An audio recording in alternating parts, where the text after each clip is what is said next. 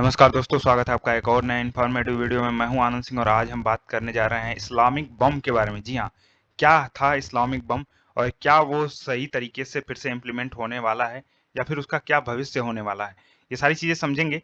लेकिन operation rising lion जो चला रहा है इजराइल के द्वारा, उसमें बहुत सारे ऐसे लोगों को मारा जा रहा है जो कि बम बना रहे हैं, खासकर परमाणु बम बना रहे हैं ईरान में। वहीं ईरान की तरफ से ट्रू प्रोमिसेस नाम से एक ऑपरेशन चलाया जा रहा है जिसमें इजराइल के ऐसे ठिकानों पर हमला किया जा रहा है जो कि सैन्य रूप से कह सकते हैं काफ़ी इम्पोर्टेंट है। इसके अलावा ईरान ने ऐसे रेसिडेंशियल एरिया पे भी अटैक किया है जो कि इजराइल के लिए काफ़ी महत्वपूर्ण था। तो देखिए, मेरा सिर्फ ये कहना है कि कभी भी लड़ाई हो तो वो सिर्फ सेना और सेना के बीच होना चाहिए, ना कि सिविलियंस को बीच में लाना चाहिए। चाहे इजराइल गाजा पे अटैक करे, चाहे ईरान इजराइल पे अटैक करे या फिर ईरान किसी और देश पे अटैक करे। जब भी कोई अटैक करे ना, तो मेनली यही होना चाहिए कि सिर्फ सेना आपस में लड़े, क्योंकि लड़ाई सेना में ही होती है। हम हजारों साल से देख रहे हैं, हमेशा युद्ध सेनाओं के बीच हुआ है, सिविलियंस के बीच नहीं हुआ है। तो ये चीजें थोड़ा सा ध्यान रखना चाहिए। अब देखिए, पिछले दिनों हमने ये भी देखा था इंडिया पाकिस्तान कैसे टक्कर आपस में हुआ था, और वहां पे भी हमने यही देखा कि इंडिया ने जितने भी अटैक किए थे, या तो वो पाकिस्तान के ऐसे ठिकानों पे हमले किए थे जहां पे आतंकवाद को पनाह दी जाती थी या फिर उसके सैन्य ठिकानों पर। लेकिन उधर से जब पाकिस्तान ने हमला किया था तो हमारे कश्मीर के बहुत सारे ऐसे इलाकों में बम गिर रहे थे जहां पे सिविलियंस रहते हैं। तो ये बहुत ही गलत है, ऐसा नहीं करना चाहिए किसी भी देश को। तो पाकिस्तान की तरफ से एक इम्पोर्टेंट न्यूज है, ईरान की तरफ से एक इम्पोर्टेंट न्यूज है जो हमें समझना काफी महत्वपूर्ण हो जाता है। ईरान के एक मंत्री हैं और खासकर वो सेना में भी हैं, तो उनका कहना है कि अगर हमारे ऊपर कोई भी अटैक होता है, न्यूक्लियर अटैक, और ये करता है अगर इजराइल या फिर जो लोग मतलब प्रोत्साहन दे रहे हैं जैसे कि अमेरिका या फिर वेस्टर्न कंट्रीज, तो पाकिस्तान हमला कर सकता है इजराइल के ऊपर। अभी देखिए, इजराइल ने क्या किया है, बहुत बड़ा एक बेड़ा, 200 फाइटर जेट का जो बेड़ा था वो भेजा ईरान में। और यहाँ पे जाके इन्होंने क्या किया, तेहरान के अंदर कुछ फैसिलिटीज थी जहाँ पे ईरान क्या कर रहा था, ऐसे चीजों को बना रहा था जो कि खतरनाक हो सकता है आने वाले समय में किसी के लिए भी, ऐसा इजराइल का कहना है। तो उसने बहुत सारे ऐसे सैन्य ठिकानों पर हमले किए जिससे बहुत सारा नुकसान हुआ है ईरान का।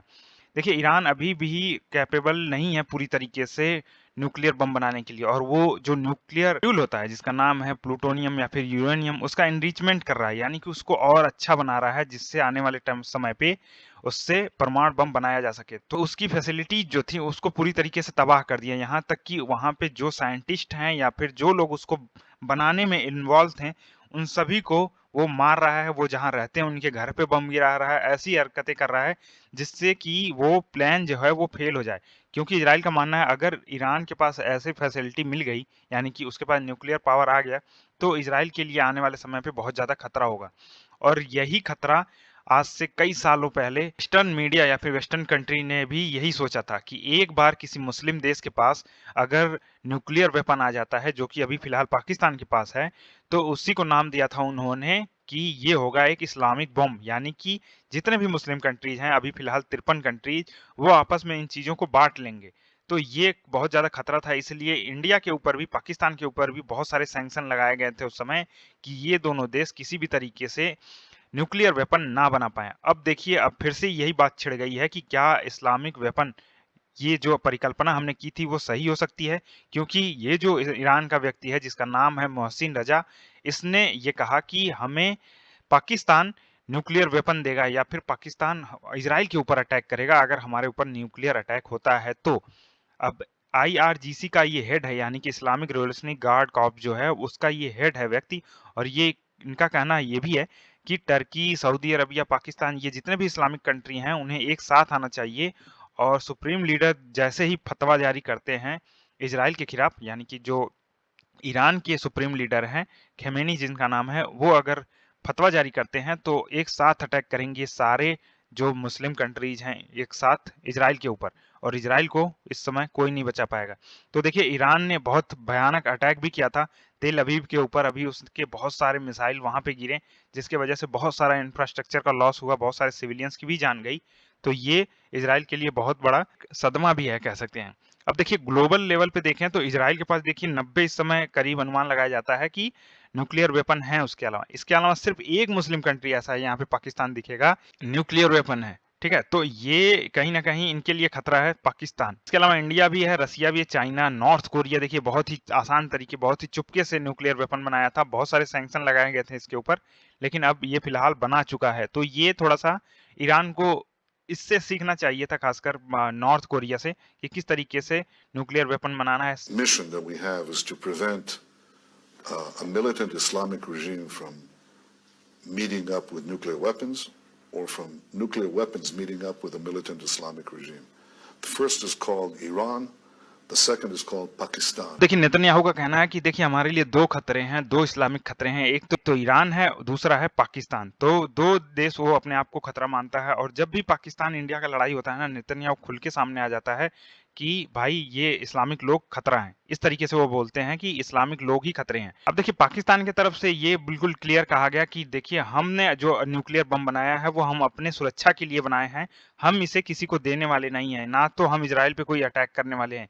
यहाँ पे जो रक्षा मंत्री हैं पाकिस्तान के, क्लियर कर दिया है पूरी तरीके से। इनका नाम है ख्वाजा मोहम्मद आसिफ। तो ये तो पाकिस्तान की तरफ से क्लियर कर दिया गया है कि हम ये नहीं देने वाले हैं। लेकिन अभी देखिए F-14 के ऊपर किस तरीके से तेहरान में हमला किया गया। देखिए बुरा हमला किया गया है एक तरीके से इजराइल के द्वारा ईरान के ऊपर। वहां पे ड्रोन्स भेजे गए बहुत सारे, और इन ड्रोन्स ने क्या किया, जो फाइटर जेट्स हैं ईरान के अंदर खड़े थे उनके एयरपोर्ट्स पे, उनको सभी को नष्ट कर दिया। अभी यहाँ इजराइल की बात करें तो देखिए इजराइल कहता है कि ईरान के पास ऐसी कैपेबिलिटी वाले मिसाइल फिलहाल हैं जो कि पूरी दुनिया के लिए खतरा हो सकते हैं, और इसमें इसने इंक्लूड कर दिया इंडिया को भी, इसके अलावा पाकिस्तान। इधर ऊपर आप देख सकते हैं जो कंट्रीज हैं ईस्ट मतलब वेस्ट एशिया के, और इधर आप अफ्रीका, यूरोप, इन सभी को इंक्लूड कर दिया। और कहता है कि अगर आने वाले समय में ईरान इस तरीके के न्यूक्लियर वेपन बना लेता है तो इन्हीं मिसाइल्स में भर के वो हमला कर सकता है इन देशों के ऊपर भी। तो ये अभी तो इजराइल हमें समझाने की कोशिश कर रहा है कि ईरान कितना खतरनाक हो सकता है। और इसके अलावा देखिए इजराइल जो है वो घुस चुका है पूरी तरीके से ईरान में, उसके बहुत सारे ड्रोन उसके ऊपर घूम रहे हैं, और लगातार जो मिसाइल्स होते हैं, खासकर बड़े-बड़े मिसाइल्स जिनको ट्रक में भर के ईरान एक जगह से दूसरी जगहों पे ले जाता है, उनके ऊपर लगातार हमले कर रहे हैं, जिससे कि वो अपने उस स्थान पर ना पहुंच पाएं जहां से उन्हें लॉन्च किया जाता है इजराइल के ऊपर।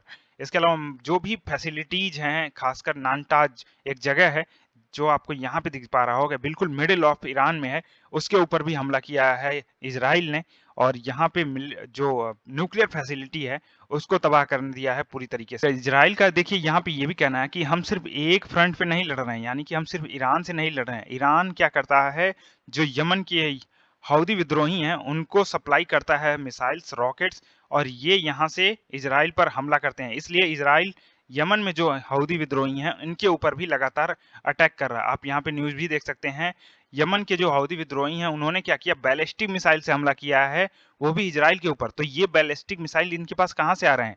देखिए बहुत ही गरीब देश है यमन, बहुत वो डेवलप नहीं, और इनके पास अगर ऐसे बड़े मिसाइल्स आ रहे हैं इसका मतलब कोई ना कोई उन्हें दे रहा है, सप्लाई कर रहा है। तो ये देखिए लगातार कैसे एलिमिनेट करना है इन लोगों को, यहाँ पे पूरी लिस्ट दी गई है कि इजराइल ने किस तरीके से ईरान के ऐसे लोगों को मारा है जो कि इस जो न्यूक्लियर वेपन बनाए जा रहे हैं उनमें इन्वॉल्व थे, यानी कि वो चाहते हैं न्यूक्लियर वेपन बने, लेकिन उन सभी को एक लाइन से वो खोज खोज के मार रहा है, जिससे जो ईरान का न्यूक्लियर वेपन बनाने का सपना है वो पूरी तरीके से नष्ट हो जाए। नेतन्याहू देखिए बहुत सारे लोग कह रहे थे छिप गया है, लेकिन अभी ये फिलहाल मार्केट में उतर चुके हैं और अपने लोगों की सुरक्षा की जांच कर रहे हैं कि सभी लोग सुरक्षित हैं या फिर नहीं। तो देखिए अभी फिलहाल जंग जो है वो और आगे बढ़ सकता है, क्योंकि ईरान का कहना है कि वेस्टर्न जो कंट्रीज हैं, खासकर अमेरिका, वो पूरी तरीके से इन्वॉल्व था ऑपरेशन राइजिंग लायन में, और इसके उसके पास पूरे सबूत हैं। तो आने वाले समय में देखते हैं यूनाइटेड नेशन में क्या ये डेटा प्रेजेंट करते हैं कि इस प्रकार से हमारे ऊपर अटैक कराया गया अमेरिका के द्वारा, और इजराइल ने हमें इनडायरेक्टली अटैक किया। सो अभी के लिए इतना ही दोस्तों, आने वाले समय में और कुछ अपडेट होता तो हम आपको जरूर शेयर करेंगे। सो अभी के लिए इतना ही, थैंक यू सो मच।